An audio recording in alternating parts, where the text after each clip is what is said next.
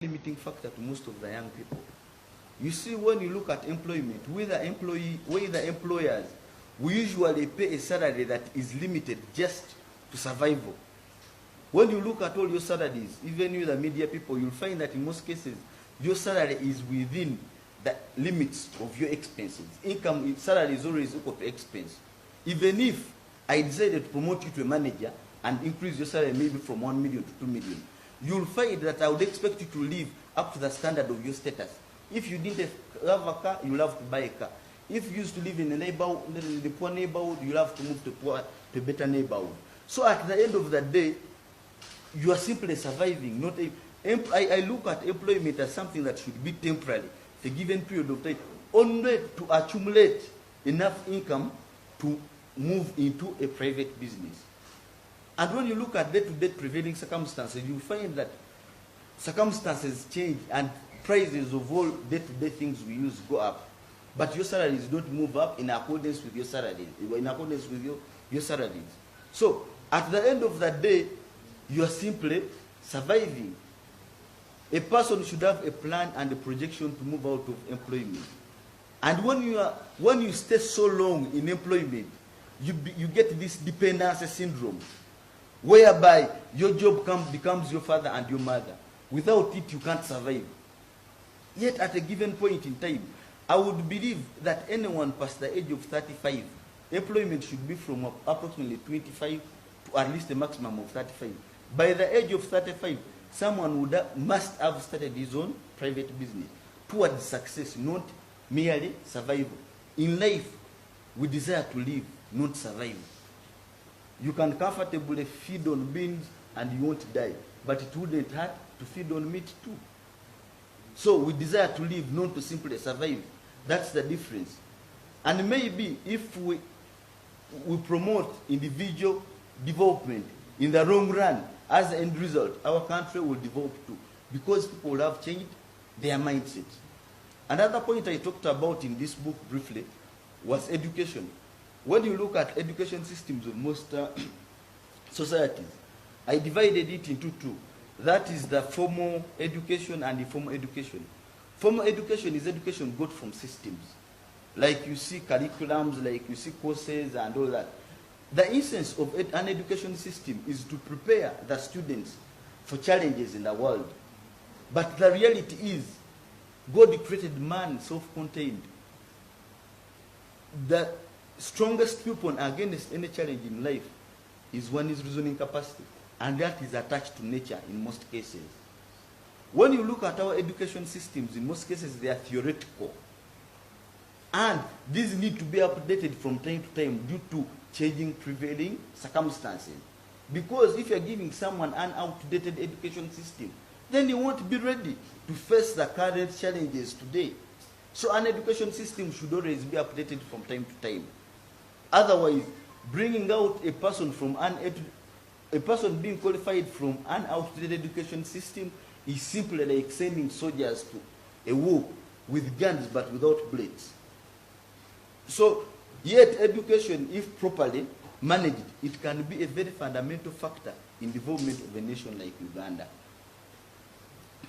I also happen to have talked about one of our biggest problems we're having in Uganda today.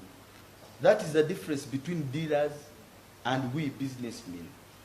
The difference is that we businessmen, we do what we call genuine business the way we do it. Dealers, we are formal and informal dealers.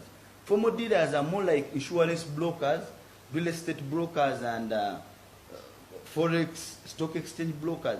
The informal dealers, you will find that these are the ones that survive financially by outsmarting others. Actually, they are financial criminals. In most cases, they present a business proposal that looks so promising from the surface, but deep inside, when it's a scam and a con, before you realize that it was actually a con, they've already run off your money.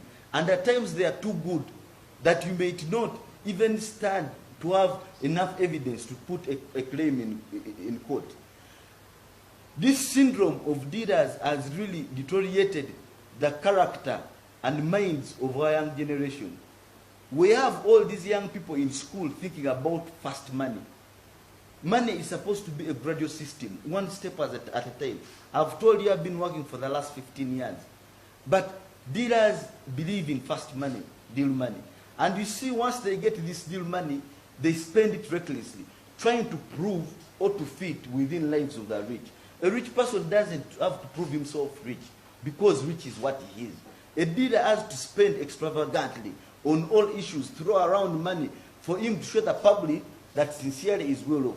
And on the other issue too, at the same time, he has to spend extravagantly, so that this is one of the mechanisms they use to attract other people with money, so that they can take money from them.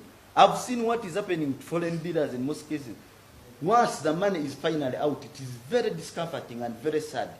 These boys and girls end up with completely nothing. They end up struggling. You know, it is like,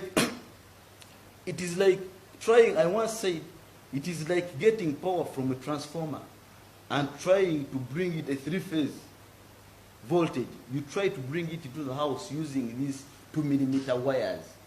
Definitely it will burn. You have to look for wire that has that ability to hold that current. In most cases, money in large volumes with inability to manage it is poisonous to the young minds.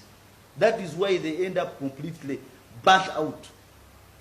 And it is very unfortunate that in most cases, once this money is used up, they would be called friends, all start making fun of them. And in most cases, they even have to move out of their societies and wander out there, because they can no longer survive within the society. What happens to foreign dealers is... So I encourage all our young generation, please stop thinking about fast money. Life is a gradual process. Simply like once a child is born, it will grow, it will walk, and finally run. If you try to run before crawling, you are bound to fall. So I encourage all the young generation, sincerely, stop believing in deal money and fast money. That is one of the reasons I've written this book. I also tried briefly to give a difference between the rich and the poor, or what is being rich, what is being poor, what is being wealthy. I can comfortably tell you that at this particular moment I'm a rich man, but I'm working towards becoming a wealthy man. A rich person is one with a lot of valuable possessions and assets, just like I do. But we equally have a lot of liabilities. A wealthy person is a person who has got a lot, all that I have, but with no liability at all.